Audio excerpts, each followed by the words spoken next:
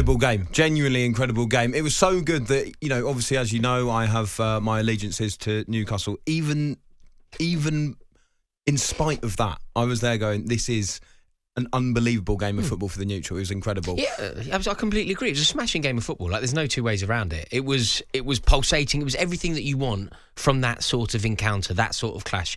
Loads to discuss, penalty shouts, like whatever else you want from a game of football. Beautiful goals. It was exquisite.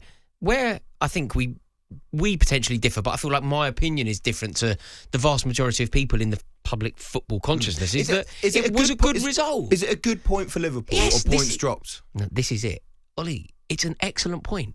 I do not understand how anybody can see that game of football, can take into account everything that's gone on at Liverpool. You think about what they've been up to over the last 10 days. They've played Real Madrid, they've played Man City, they've got Everton coming up. And to look at their fixture in the complete context and to deduce that somehow the title race is blown wide open because of Liverpool accruing a point away at St. James's Park. Is it all to do with the kind of context of it, though? Because, when you think about the fact that they beaten Real Madrid pretty comfortably at home, then they beat Manchester City, and almost it felt ruled them out of the title race. That was the kind of narrative after that game. They then head into this next one, and people are there going, well, Arsenal are massively going to have to play catch-up. They've got a difficult game because Man United are having a bit of a resurgence. And then it's the narrative of the game as well, isn't it? Because Liverpool were ahead right to the very end. They then obviously drop 2 points, and Arsenal have a comfortable win against Manchester United. Of course, if you look into the very specifics of the game, if you look into the minute that the equaliser was scored by Newcastle at the death, if you think about how that goal was scored, Kelleher's mistake, if you think about many other moments in the match, for example, Darwin Núñez's miss, of course I understand why Liverpool overall might be a little bit defeated with it being a draw, a little bit emotionally defeated. But a draw away from home at St. James's Park in wintry conditions, it's a good point. There is no doubt. But let's not forget, Rory, as well. I mean, I know it's a good point, and you're being very flattering even to my own team. But I watched Newcastle against Crystal Palace. Yes, they're a different beast at home, and yes, they were bang up for it last night. And I'm so pleased as a fan to see how they reacted. But it's also a Newcastle team that had one shot in their last game with none on target, and I think the thing that would worry me if I was a Liverpool fan was just how in their faces Newcastle were able to be. Jarrell Quansah had a very nervy game. Joe Gomez as well. And you really saw, for me, the effect of not having Konate in that team. So if Liverpool are going to continue to be these title favourites, that would be the thing that would worry me a bit. At the other end of the pitch, though, they are still absolutely clinical. And also, Newcastle United famously elevate the tide, don't they, when they play a bigger, more striking opposition. I think on that, I think that it helps them, firstly, that Liverpool are coming to play. They're going to be more open. They're going to try and attack. That then suits Newcastle, who are able to then come on the counter. I think where Newcastle keep getting unstuck, strangely, is when they play, teams like, West Ham and Crystal Palace. They lost to West Ham. They drew with Palace very late on in the game, but really struggled with being on the ball and trying to break teams down. Whereas when Liverpool come, or even when Arsenal came to St James's Park, they at least were able to have a few attacks where they were able to get forward and get a goal, and in last night's case, 3 goals. Yes. And managed to get the point out of it. So I think it is it's elevating for the occasion, of course, but also it's to do with the way that Liverpool are playing. But Ollie, this is where the way that people are talking about this game and what it means for the title race and what it tells us about Liverpool and what we now understand to be Arne Slot's message going forward.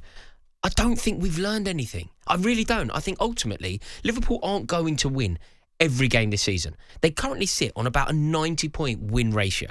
90% of games that they play, they win. They've played, 21 games and they've won 18.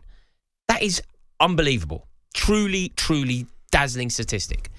Going away to St James's Park in the course of the season as we embark upon Christmas, I just feel like this should be viewed through the lens of a positive point onto the game at Goodison Park. Yeah, it didn't feel as seismic as if they'd lost, I have to say. I think when Gordon scored and Newcastle were ahead again, that's when I kind of thought, obviously I'm delighted for my own team, but I kind of thought, this is big, actually. This is big for the title race. Liverpool actually losing another game. But then obviously they take the lead, and I think, wow, they really are a machine here. And then you think, if you'd offered Arne Slot a point before the game, he would have taken it. Do you think? I think he probably wouldn't have done because Liverpool basically win every game. So no, I don't think he would need to offer any concession to anyone. I think his team is so good that they wouldn't have to accept that. But I think in terms of the way that the game was played, in terms of bearing in mind that they were losing the game, there was, woodwork struck, there were off the ball incidents going unpunished, there was a back and forth. It was a wonderful game of football. I think overall, Arne Slot will sit down on the team bus on the way home and go, do you know what? Not only is it a good point purely in a vacuum, just studying that game of football going away to St James's Park, but the context is key. In the last 10 days, Liverpool have played Manchester City, Real Madrid, Newcastle and Goodison Park. If they win at Goodison Park, and I appreciate that's a big if, Everton found a little bit of form, but if they win at Goodison Park, which, let's face it, they should. They're a better side. And the way that Liverpool seem to always get one over on Everton, the fact that it's the final game at Goodison Park, it would just be very in keeping with Liverpool to win that game. So if they win that game, over the past 10 days, Liverpool would have beaten Man City, beaten Real Madrid, drawn at St James's Park and beaten Everton at Goodison Park. I think that Liverpudlians of a red persuasion will go, hold tight, that's one of the best 10 days that we could have possibly had following our football club. Yeah, well, also given the back of the run they had before that as well, the difficult games they've had before that. So, yeah, and I would expect them to go and win that game at Goodison as well. The one thing I would say, and this is actually to do with the other fixtures last night, when you look at Arsenal's result and performance as well, it felt like they very much deserved that win over Manchester United. We've talked about them being the king of corners as well, and Saliba's goal was hilarious as well, I've got to say. But I think that felt like a really big moment in terms of Arsenal's title challenge last night, because I think if they dropped points in that game when Liverpool had also dropped points, you might have had a few Arsenal heads go, oh, do you know what? This really, we're not properly in this. But the way they've been able there to actually take advantage and claw that back a bit, Arsenal now find themselves in quite an interesting position, especially in this kind of time under Arteta, where they are chasing, and they haven't really had that before. They've usually been leading in these title races. Do you think that's going to be a bit of an advantage for Arsenal this time around? Yeah, potentially, because they're not very good when they're the hare. Being the hound might tap into what they're about. It might be an easier thing to do, an easier pursuit for them. But overall, I feel like the reason why Liverpool have built up this cushion, the point of a cushion, is so that when you draw, it's a good point. And yes, everybody else has to win, but 7 points is still very significant. Now, don't get me wrong. I think that it was a big statement win for Arsenal. Symbolic, beating Manchester United. And you're right, to do it when Liverpool dropped points, it was essential. It's amazing how key Odegaard is for them, isn't it? I think it's probably the most impressive result. Arsenal have won 4 games on the spin now. But this is probably the most impressive win that they've had this season.